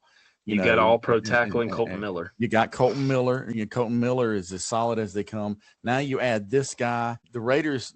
If you look at the Raiders now, if you say that they kind of pay off. Just say then what you're looking at, you could need another offensive lineman or two, but you got that. Then you get Washington, like you said, you take Malik Benson. I don't think he's a number 1, but now you got 2 legit number 2s with Naylor and Benson. You do have a supreme weapon at tight end, and if they would just block for Genty, he's going to be dangerous. Crawford and Cleveland, we needed some defensive line help. The only thing that wasn't addressed in the draft was linebacker. Yep. Free agency. We took care of that. Yep. You ain't got the Kobe Dean and Quay Walker. You went and got the 2 best linebackers available in free agency. Mm-hmm. So, and that's even better than the draft because you got 2 guys that have already proven they can go out there and play every day in the NFL. Yes. Then you get Linderbaum. That boom. The only thing that the Raiders have not addressed is receiver. We do not have a number 1. That's a fact.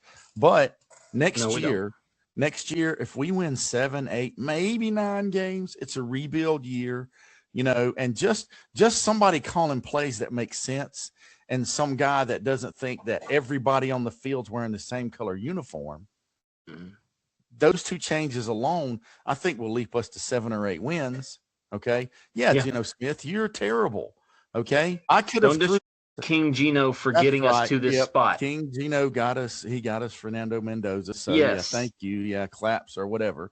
But right now at 54 years old with bad knees, okay, I could do better than Geno. All right, I can get sacked. I can throw the ball up to anybody in any color uniform. So, just the fact that you trade him, and Kirk Cousins is he's a bottom 2nd tier quarterback in the NFL, but he's better than Geno, who doesn't understand tier, obviously, and going through progressions. The first, hey, that guy was open. He's wearing the wrong color, Geno. Pass was completed. That's Geno just standing there. Pass was completed. Yep. So, hey, look, when you throw an interception to the team, it's a completion. That's right. So next year, the Raiders will, and hopefully things work out. The number one thing next year will be focus on a receiver, and if we finish with 7 or 8 wins, that means we're picking somewhere around 14, 15, 16. Man, you can scoop up a receiver. Next year's a bigger receiver class anyway. This year wasn't big for quarterbacks or receivers or running backs, honestly. I mean, yeah, Love was a good guy. Yeah, you have 4 or 5, but for it to be a good class, you need more than 4 or 5 guys at a position. And quarterback was just terrible. How many quarterbacks were taken? 6 or 7? So, you got Mendoza. All right. So that's number one. And then if you look at the potential, you go through like 57, 58 different tiers before you get to somebody else. I mean, Carson Beck is better than Ty Simpson. He's played more. I mean, I think Drew Aller, for me, is probably the second best quarterback. Cade Klubnik. Oh, yeah, that guy's great.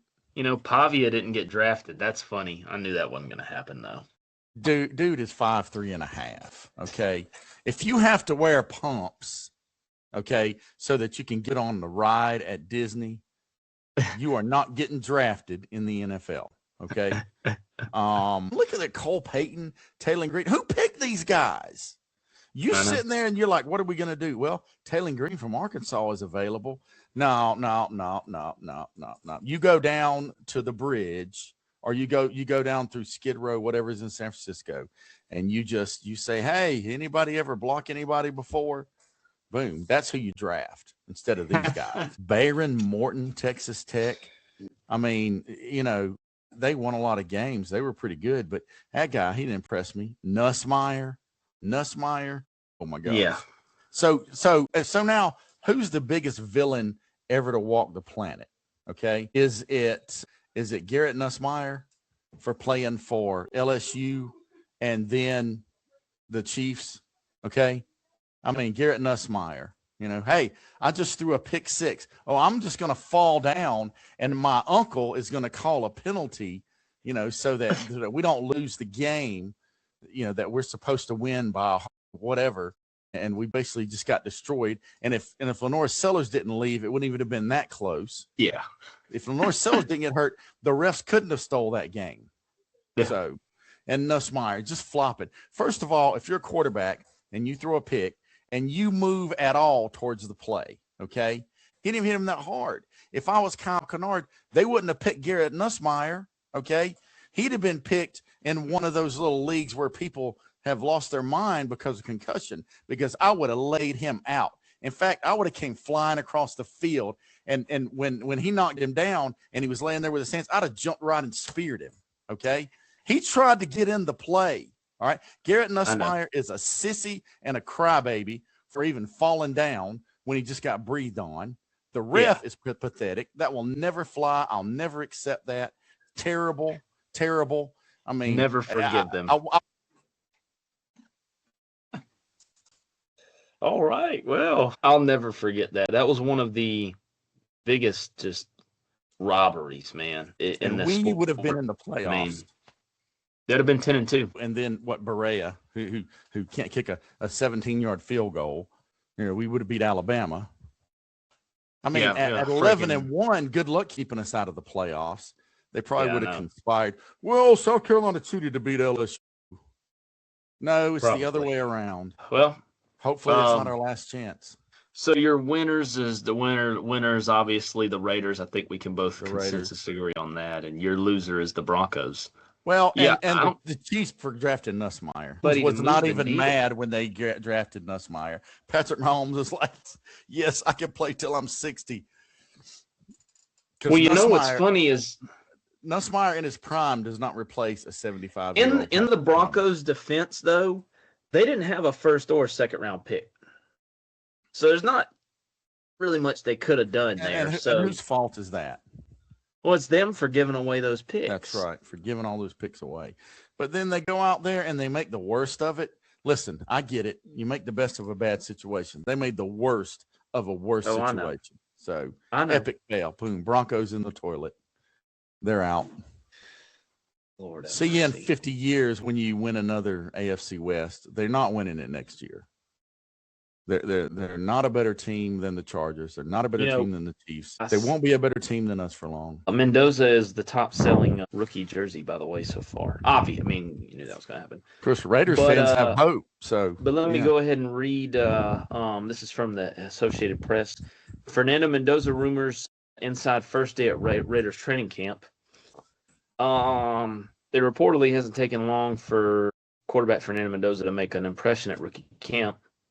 I talked to some people on the Raiders who said he looked fluid throwing the ball, looks like an NFL quarterback. The big thing is the under center work.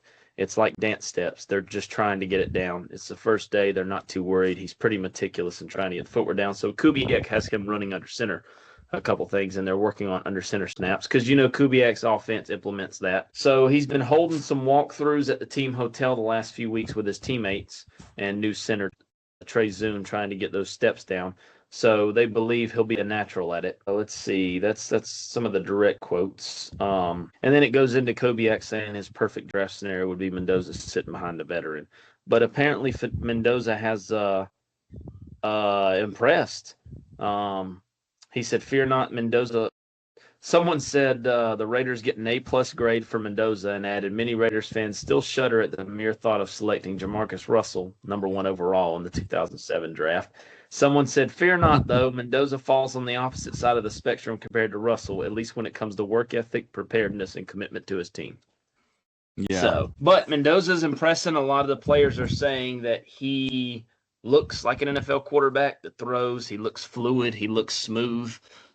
He's just got to get the under center snaps down, which there's plenty of time from now in the season to get that worked out. So Jamarcus Russell won a national championship. Okay. And then he commits to eating everything that got near him. I think he must have ate pets, a couple of lampshades. 2 cows. Dude showed up gigantic. Did you hear about the when the Raiders gave him blank cassette tapes to study? Yeah. And he told them that he was like, I watched them all and there was nothing on them. And they said, here's some film. Why don't you study this? Yeah. And he didn't. Yeah, that guy wasn't working. To be fair, all of his life, even through college, dude was just that good. He was able to, and then he just got lazy and didn't work. And so that's what happens. Oh, I know. They're right, though. Mendoza is the opposite of that. Mendoza won't show up lazy or out of shape. If they give Mendoza something to study or watch or read, and he's not even only going to read it, dude's going to consume it. You can tell. And I'll tell you, how I know that? You watch the guy and what he did, but Curt Cignetti goes to a team that has absolutely done nothing historically. Nothing. Yeah. Okay? His first year, he loses 1 game, okay, to Ohio State in a game they were in, okay? Yep. They actually had a lead early, and then the next year they're undefeated. And look what they did, man. They slaughtered Alabama, okay? Mm-hmm. And honestly, in that national championship game, they diced up. Look, it's as legit as you can get, okay? And so I don't think you play, especially quarterback, for Curt Cignetti if you don't do the job, okay? And they're losing a lot of people. Let's just be honest now. Indiana lost some players, but they're going to be right back because that guy builds a culture. He doesn't allow someone to come in and be slack. If you're not going to get with the program, you're not going to toe the line, you're either going to be ran out or you're going to be standing there watching. And so the fact that he thinks so highly and treats him the way he does, I think that confirms that Mendoza is a worker. He's a go-getter. No, it does. Mendoza's 100%. Mendoza has even said that the Indiana football team visit the White House. If it interferes with a Raiders practice, he's not going to go. He's not going to go. That's right. He said it doesn't look good as something like that for him. That's and I got no problem with that. Listen, when you win a national championship, okay, and you refuse to go to the White House for any reason whatsoever, okay, and we're not going to talk about politics on here, but it doesn't matter what your political views or whatever. If it was Clinton, Obama, Biden, Jimmy Carter, who knows how he got to be president, Donald Trump, if it was any of those guys and I was on a team or I was the coach and a kid said, well, I don't want to go because I don't, no, I'm sorry. This is different than that. This isn't This isn't this political party. This is the president of the United States calling to honor you. Okay. Let's pick the two opposite guys, Donald Trump and Barack Obama. Either one of those guys, and something happened and their car was run off the road and their Secret Service guys were out and they were there, I would risk my own life and I would put my family at risk to protect that guy. Okay. And I would make sure that I did everything I could to protect that guy. Okay. So now, that said, if you have some kind of duty or something, okay, then you show up for that duty. Yes, first. Yes. But if that visit doesn't interfere with anything, then you go. Okay, you go. Yeah. I don't care what political stance you are, how opposite or adverse the guy in the office is, or the party or whatever. You go. Okay, that's an honor. You do it. This is America. Okay. Yeah. And that's a huge honor. So. But to miss for that, I guess that's okay. However, I just got a feeling that if he wanted to go, that the Raiders would be like, okay, we can work around this or whatever. But that's the only legit reason is, hey, look, I have a huge responsibility ahead of me, and I need to be there for my team. So I get that. No. And Mendoza's a classy guy, man. I mean, the guy, you can tell he appreciates his teammates. That's huge. That's huge. He does. So we're gonna wrap up the NFL segment. Now we're gonna go into some hot takes, and I guess we can start it off by if there's any bold predictions that you have, whether it be MLB, NFL, just anything, even in college football coming up this season, anything that you want to put out there, anything that you think could happen. I know I have a few, but I guess I'll start it off. I think the Rams win the Super Bowl. And that's my bold prediction. And I think that Ohio State wins the national championship in college football. Yeah, I can't call a national champion until I see at least 2 weeks of the season. If you pin me down right now, they're as good a pick as anybody. They're probably about as legit as anything. So let me ask you this: what do you think about LSU? Okay, so I think it's gonna take some time for Kiffin to get them to playoff national championship contention. I mean, they got some portal guys. They did well with recruiting. They're spending so much money on the roster. And I think why Kiffin went there is because they're just spending. They promised him not only so much money, but they promised, hey, we're gonna give you this much money for the roster. And I think that was the biggest sellers. Ole Miss was not willing to pledge too much money, and LSU was like, here's a blank check, what you want, we'll write it. But I don't think that that's going to necessarily drive LSU over the top. I think they're still going to have trouble with teams like Georgia, Alabama, things like that. I just don't think that LSU is immediately a contender. That's something that's going to take some time. Yeah. So I think they win 8 or 9 games, but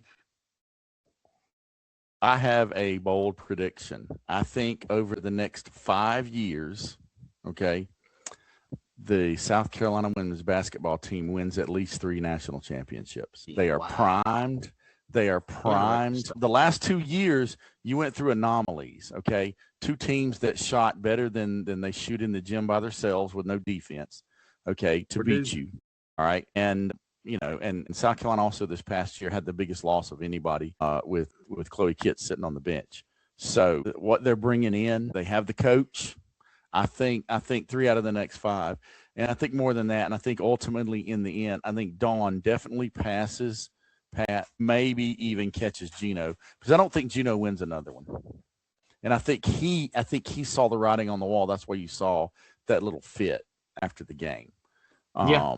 Yeah, because they just, before they got they got a foreign player coming in who's really good, but before her, they weren't even in the running for any of the top 10 players, and that's just odd. They're just getting left behind. So we'll see what happens. But I'm saying that's my bold prediction. And any other hot take already gave it about the White House visits. So I think those are important. But so let's move into this then, since we have our bold predictions out there, and we can do other ones later on as the seasons go. But Let's go to something that we've disagreed on, and we haven't really had a chance. We've discussed partially, but that's I'm under the belief that Babe Ruth would not be able to compete in today's era of baseball, and Chief over here disagrees. You can give your reasoning, or I can give mine.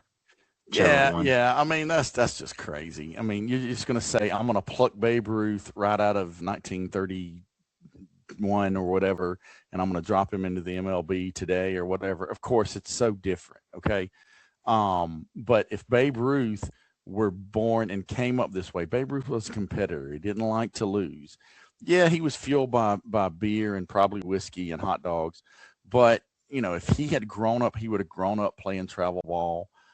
He would have grown up, just like all these other players. The dude hit, what was it back then? What were there, like 10, 12 teams? He hit more home runs by himself than half of the teams in the league combined, all the players on those teams. Okay. I mean, the year he hit 60, the year he hit 59 was a better year. Okay. Go look at the stats. But he hit 59, and that year there were teams where all of the players on those teams, half the league did not hit 59 home runs as a team. Okay.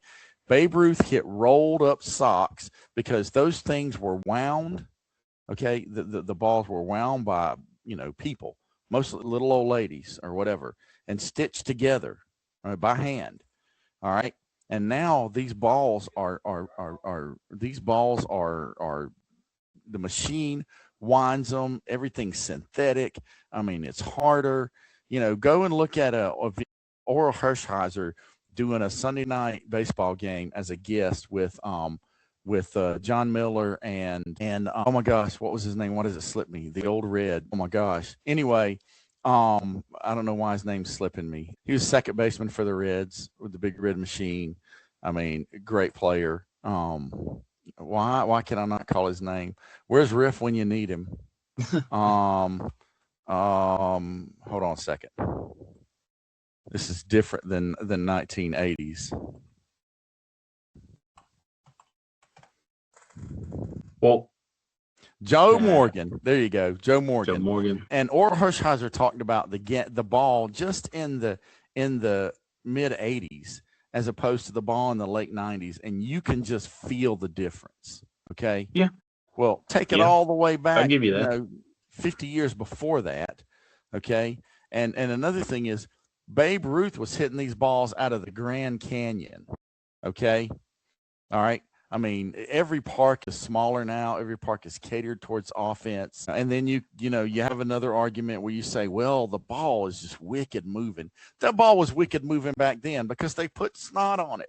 They would put Vaseline and all sorts of things. They would rub on the ball, and those balls would break and move like crazy more consistently. The only thing you didn't see that you see now is you didn't see mid to high 90s like you do now consistently. Well, I think this would be my point, right? Is obviously you can't take a player from one era and drop him into another era and him be able to adapt. It obviously would be different. And I think you could even say, even if you took Babe Ruth, even if he was born in 2000 and now he came into the game now, I still think I don't think he would be putting up the numbers he's putting up now.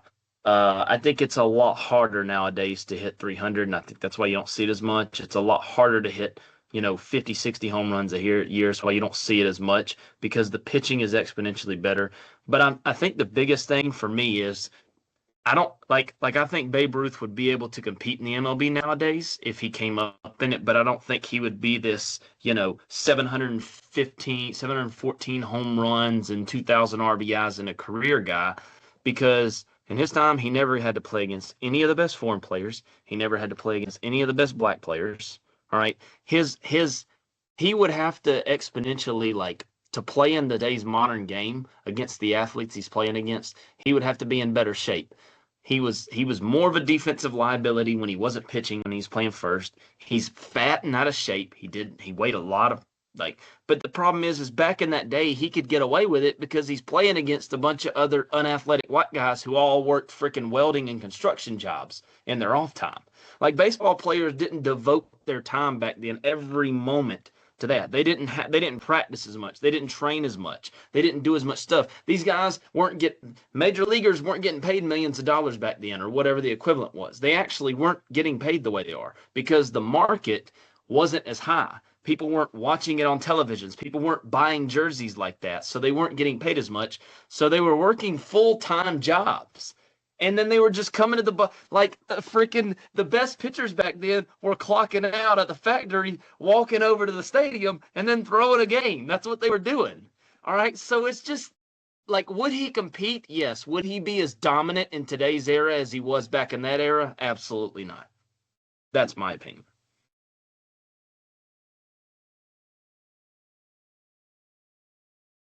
Babe Ruth would have invested the time like everybody else. He would be given the money. You think Babe Ruth wouldn't have been more than happy to only play baseball and do nothing else? Yeah, I mean that's crazy.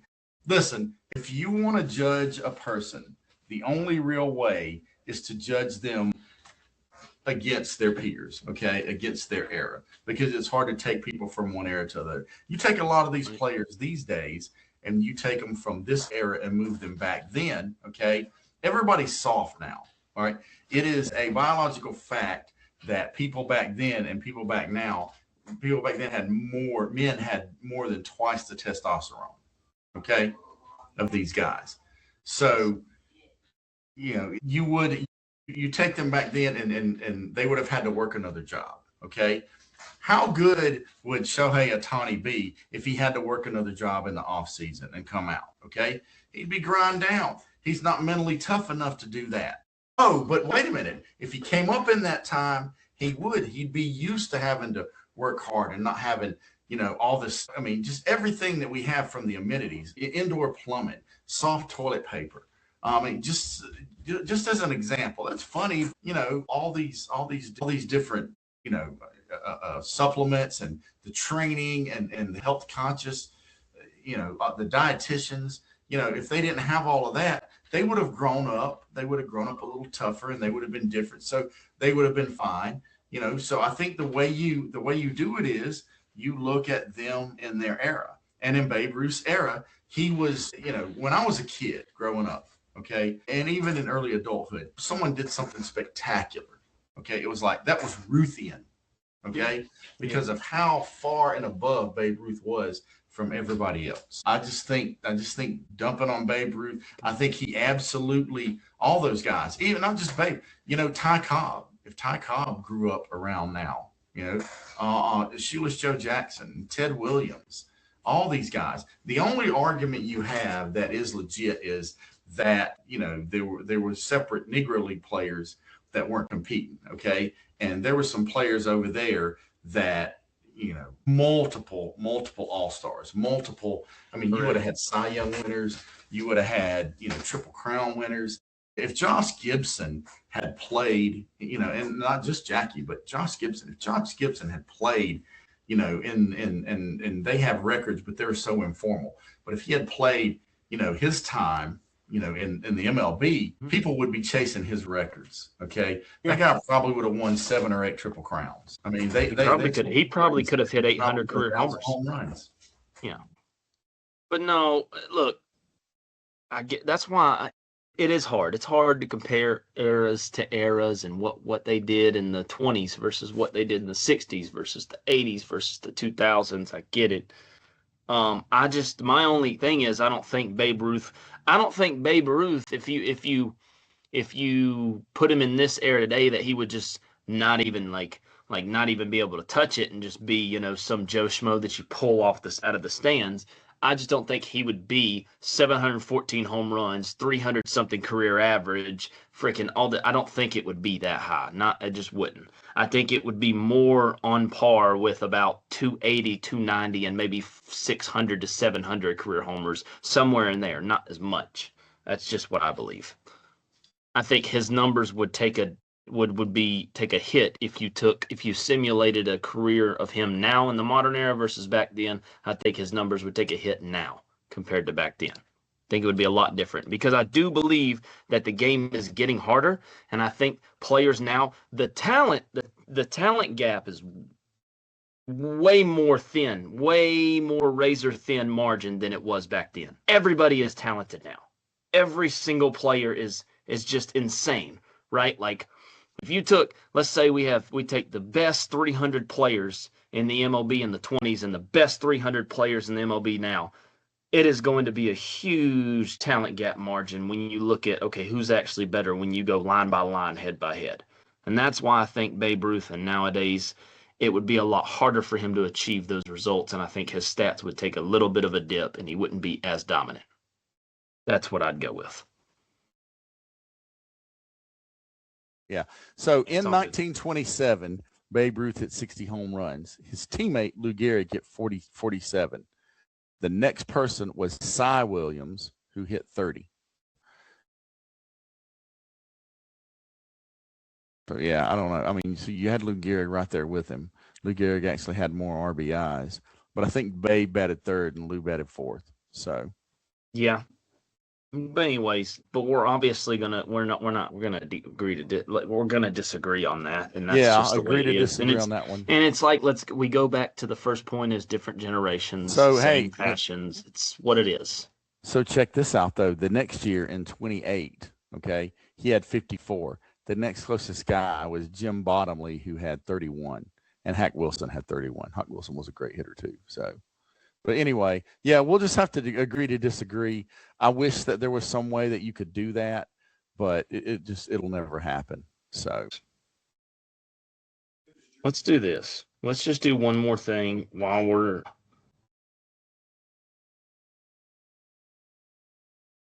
Let's do a comparison. Now we know these are different eras. We know that these are different eras, so we have to kind of take this with a grain of salt, and we also can really only compare what they've done so far. So we'll have to do that. Let's do this. Let's choose seasons. Let's do this.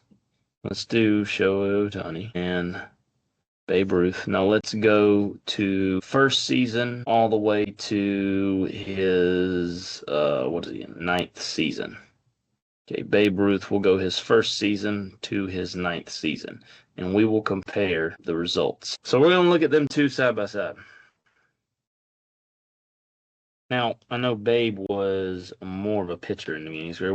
When did Babe go from being mostly a pitcher to a I think it was in 1918 when he was traded. I think that's when he became more so. But let's look at this. So Babe Ruth in 1921 hit 59 bombs.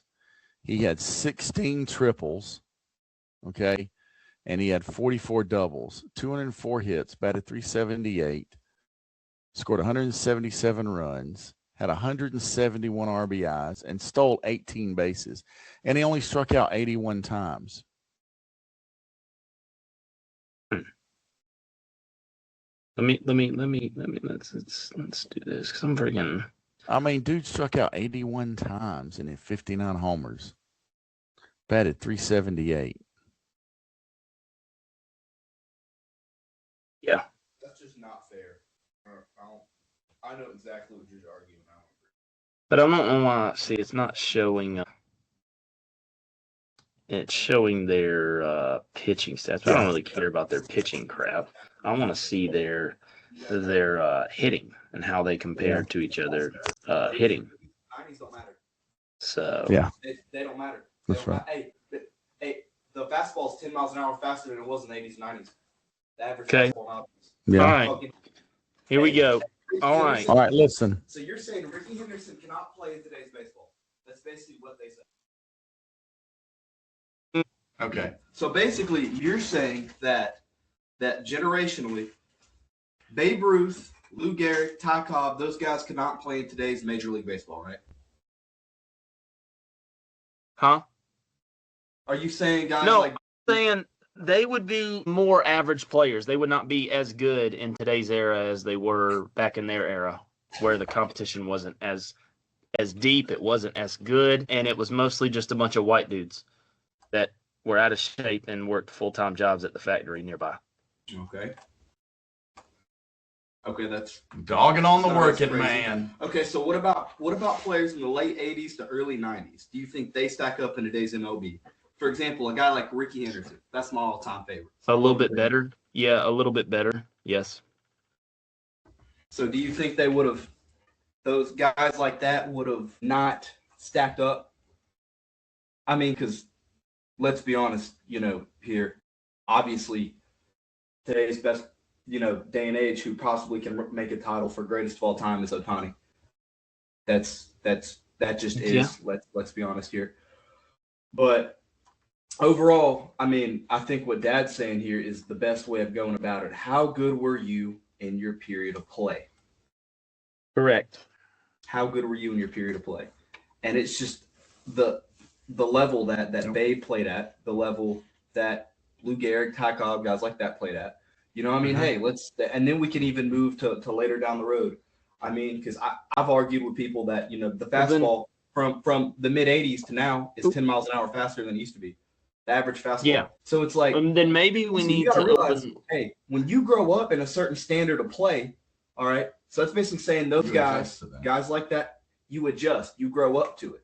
If these guys were true ball players, which I believe they were, put them in today's world with the same training that these guys get, the same major league play, minor league play, leading all the way up, I think they excel just like they. Yeah. What about Joe DiMaggio, 30s and 40s? What about Joe D? Can he compete So today? we just need What a about whole Ted new, Williams? Would Ted Williams be able to hit guys today?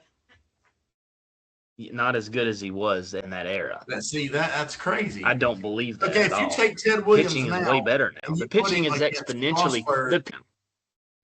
Okay, so if you pluck Ted Williams or Babe Ruth or any of those guys, and you pull them up now and you pluck them in right now, and the first time they ever see Strasburg, he's throwing 101 and he's throwing a 90-mile-an-hour slider. Okay, yeah, I agree. Okay, they would probably They're gonna be sitting like, down what after the a hell week. is this? But that wouldn't be the first time they saw that.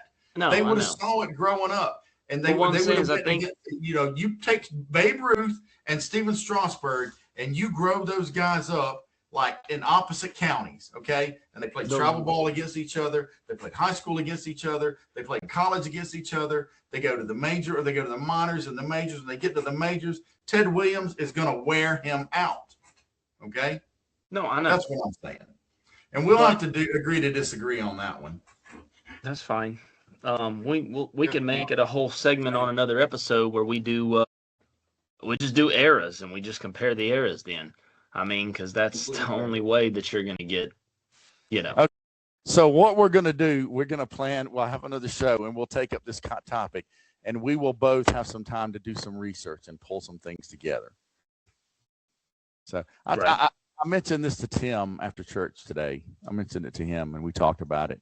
And at first I told him what you said. He shook his head and I was like, are you saying no, that Babe Ruth couldn't compete, or no, that Drew's wrong? He said, no, Drew's wrong. I said, yeah, that's what I thought. There's a generational divide on this. It's just like the Michael Jordan and LeBron thing. Okay. yes. The guys my age are going to tell you Jordan all day. Most of them. Most of the guys your age are going to say But I'm not even LeBron. going to really say LeBron right now, Like, I'm not. That's not. Well, I mean, take them both out of their prime, and then that's the thing. Same thing with Kobe, Kobe and Jordan. But all right. So I think we table that and we revisit that. And I think that's about it, right? That's the end. We did our hot takes. Yep. We can get some. Ready to wrap up the first show? We can get some final thoughts from you and, of course, from me. But all right. So a final thought. Top of the ninth, the Braves are up with 2 outs and 2 on, and Heim is up. All right. Heim is 1-2, and the Braves are up 8-6. So you're in the ninth, whether we score or not, and hopefully the Braves get the sweep. So it'll only be the second sweep of the year, as good as the record is, because you swept Philly. So that's where we sit. Final thoughts, man. This was a lot of fun. I think we're going to have to shorten, over time. I think we're going to have to shorten it, be a little more succinct. maybe we can do like 2 a week or something. But we're also going to have guests on here. Obviously, Ace is going to be a guest. I'm working on getting Tom to sit in for like a segment, and we'll get a lot more structure as we go along. That'd be funny. Yeah, that would be funny. So I think we don't give. I don't think we give the old man more than a segment. And I got a couple other people that we're gonna get in there. I think there's a such thing as too much Tom, so we have to kind of scale back what he does. Yeah, there's he's gonna have to be administered in doses. So, yes, definitely. Just a little bit. But it was a blast. I mean, even when we disagree, I love it because it's the conversation, man. That's what sports are about. Sports are about disagreements and talking about and defending your points. And in the end, you give each other the big hug, you shake hands, you respect the other guy. Quick plug for the youngest, Evett, 3 touchdowns yesterday. Yeah, no picks. Last week he had three touchdowns and 3 picks. So no picks this week, but he did catch 2 very long touchdowns. So and I think for me that's it. That's a wrap. Awesome. Yeah. Appreciate you, man. Appreciate you setting this up. Fly here. With that being said, that concludes the first episode of the Tailgate Show. So if you guys rocked with us or you liked it, stick with us. We're just getting started. We'll be back on the next episode with more sports, more food, more real talk. We appreciate you guys being here. As always, this is Drew Evett, Steve Evett, signing off.